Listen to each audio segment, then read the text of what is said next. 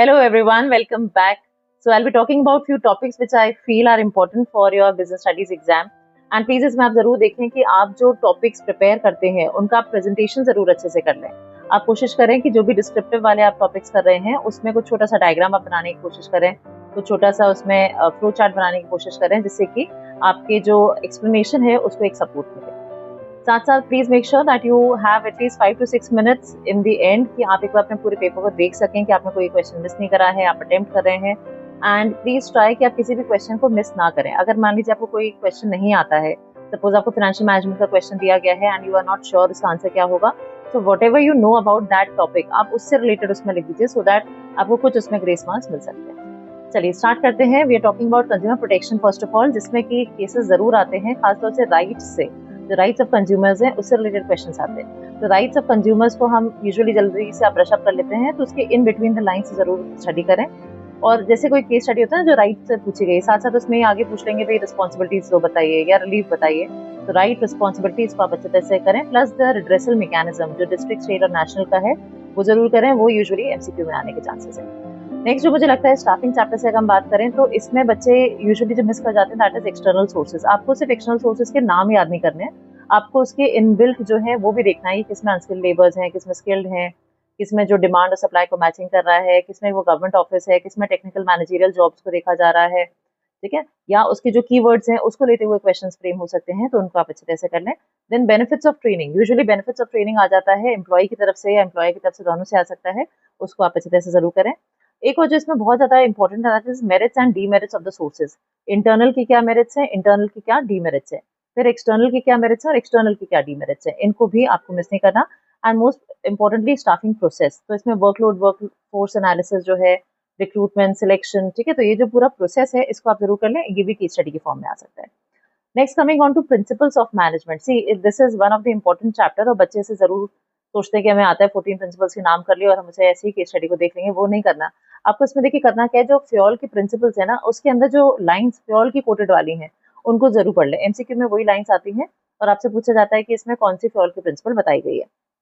और सो जो मैंने आपको बताया कि अगर कोई केस स्टडी है उसमें दोनों चीजें पूछी हैं कि इसमें टेलर की कौन सी है, मतलब कि हेनरी फ्योल की और टेलर की जो प्रिंसिपल्स खासतौर से बोली जाएंगी, टेलर के लिए वो साइंटिफिक मैनेजमेंट बोला जाता है और फ्योल के लिए जनरल मैनेजमेंट वर्ड यूज होता है। तो ये आप जरूर देख लें किसकी पूछी है। बहुत बार आपको लग सकता है इनिशिएटिव भी है या कॉपरेशन और इंडिविजुअलिज्म भी है, तो आपको प्लीज उसे स्टडी करिएगा कि क्या चीज पूछी गई है, उसके हिसाब से आप उसे मेंशन करें। Also in this chapter we have that diagram of functional foremanship, उसको आप अच्छी तरह से कर लें। टेक्निक्स और principles of scientific management, definitely case study आती है इस पे। And significance of principles of management, okay, significance में आ जाते हैं पॉइंट्स आपके insight to reality, scientific decision, उनको आप अच्छी तरह से करें। चैप्टर 1 की बात करें तो importance of management, nature of management, that is science, art, science and profession and coordination. फिर जो लेवल्स ऑफ मैनेजमेंट है, लेवल्स ऑफ मैनेजमेंट पे भी मैंने देखा है केस स्टडीज यूजुअली आ जाती हैं, आपको आइडेंटिफाई करना होता है कि मिडिल लेवल है या टॉप है या लोअर है, इसके दो फंक्शंस बताइए, इस तरह से। तो लेवल्स ऑफ मैनेजमेंट को आप जरूर एक बार देख लें। नेक्स्ट आता है फाइनेंशियल मार्केट। फाइनेंशियल मार्केट में यूजुअली बच्चे इसे ज्यादा नहीं करते, सोचते बहुत डिफिकल्ट चैप्टर है, but it is not at all so. इसमें आपको जरूरी है कि आप स्टॉक एक्सचेंज के जो फंक्शंस हैं उनको मिस नहीं करें, स्टॉक एक्सचेंज के फंक्शंस को अच्छी तरह से करें। जो डिफरेंसेस आते हैं ओके, प्राइमरी एंड सेकेंडरी के बीच में, मनी मार्केट और कैपिटल के बीच में, उनको अच्छी तरह से कर लीजिए। ट्रेडिंग प्रोसीजर के स्टेप्स अच्छी तरह से आपको पता होने चाहिए कि कौन से स्टेप में क्या चीज हो रही है। एंड सेबी के functions and objectives, okay, SEBI के फंक्शंस भी जैसे आपको जनरल लिखने के लिए भी आ सकते हैं, तो उनको भी आप इस तरह से कर लें।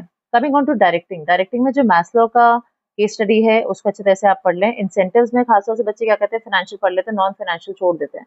नॉन फाइनेंशियल के भी अंदर के जो पॉइंट्स हैं वो आपको पढ़ने हैं। अब जैसे जॉब इन्रिचमेंट है तो आपने कीवर्ड कर लिया, भाई डिजाइनिंग ऑफ जॉब होता है, वैरायटी ऑफ जॉब इसमें होता है, बट वो नहीं, उसके साथ साथ आप इसमें आगे देखिए, उसमें भी लिखा है ऑटोनॉमी, तो ऑटोनॉमी ऑफ एम्प्लॉय लिखा हुआ है। ऑटोनॉमी के साथ आपको लग सकता है कि भाई ये जो है ये एम्प्लॉय एम्पावरमेंट हो सकता है, तो please make sure in between the lines को आप पढ़ें, लास्ट लाइन्स को पढ़ें, एनसीईआरटी की बुक को आप थरो रीडिंग जरूर कर लें। Coming over to the barriers, barriers usually MCQ में आ जाते हैं या आपको एक्सप्लेनेटरी भी आ सकता है क्वेश्चन, तो इसे आप अच्छे तरह से कर लें। ऑर्गेनाइजिंग में केस स्टडी बैठती है जरूर, फंक्शनल और डिविजनल में से पूछा जा सकता है कि इसमें फंक्शनल अप्लाई हो रहा है या डिविजनल अप्लाई हो रहा है, या वो फंक्शनल से डिविजनल पे स्विच कर चुका है, ऐसा कुछ आ सकता है। प्लस इनके एडवांटेज, डिसएडवांटेज, ओके, ये आप जरूर अच्छी तरह से कर लें। डेलीगेशन और डिसेंट्रलाइजेशन में से भी एक जरूर आता है, तो इसका केस स्टडी के फॉर्म में भी, and differences. Please remember delegation is multiplied by 2 and decentralization is multiplied by many, इसका ध्यान रखें। प्लानिंग के लिए जो मेरे को लगता है दैट इज इम्पोर्टेंस, प्लानिंग की इम्पोर्टेंस यूजुअली आ जाती है। प्रोसेस होता है and types of plan. Types of plan में आप प्लीज ध्यान रखें, ऑब्जेक्टिव और स्ट्रैटेजी ऐसे प्लान्स हैं जो कि ना सिंगल यूज में आते हैं स्टैंडिंग में, मतलब वो दोनों ही हो सकते हैं। स्ट्रैटेजी को अच्छी तरह से लर्न कर लें, उसके अंदर के 3 पॉइंट्स याद रख लें। मेथड के लिए जो होता है वे कीवर्ड होता है, ओके। प्रोसीजर के लिए क्रोनोलॉजिकल ऑर्डर में जब कोई चीजें चल रही हैं उसके लिए कहा जाता है। बजट एक्सपेक्टेड है फ्यूचर इनकम्स और एक्सपेंसेस का, ओके। पॉलिसी के लिए जनरल गाइडलाइन होता है, रूल के लिए स्पेसिफिक स्टेटमेंट वर्ड यूज किया जाता है। Coming on to financial management, again most important topic is, जो मुझे लगता है that is capital structure and trading and equity का कैसे रेलेवेंस है कैपिटल स्ट्रक्चर में। तो आप उसमें आरओआई का रिलेशनशिप बताएंगे, ROI is more than IOD, तो ट्रेडिंग एंड इक्विटी फेवरेबल होता है, so and so. And the decision, जो तीनों डिसीजन है उनमें से एक जरूर आता है। मुझे ऐसा लगता है कि इस बार फाइनेंसिंग के चांसेस ज्यादा है, तो आप फाइनेंसिंग को जरूर अच्छे तरह से कर लें। And shareholder wealth maximisation, जो कि इसका ऑब्जेक्टिव है, उसको आप अच्छी तरह से समझ लें, उसका डिटेल एक्सप्लेनेशन के लिए काम करें। बिजनेस एनवायरनमेंट से जो मुझे लगता है that is importance of business environment and उसके जो डायमेंशन है उससे रिलेटेड एमसीक्यू में क्वेश्चन आपका आ सकता है। कंट्रोलिंग की इंपॉर्टेंस एंड कंट्रोलिंग का प्रोसेस आई गेस ज्यादातर हर बच्चे को अच्छी तरह से आ जाता है, तो इससे मैं ज्यादा हाईलाइट नहीं कर रही हूँ। बट इसका management by exception, critical point control, इसको आप देख रहे हैं, ये भी केस स्टडी के फॉर्म में हो सकता है। मार्केटिंग वाले चैप्टर में पब्लिक रिलेशंस, प्राइसिंग के डिसीजंस, फंक्शंस ऑफ मार्केटिंग और खासतौर से फिलोसफीज पे भी क्वेश्चन आता है।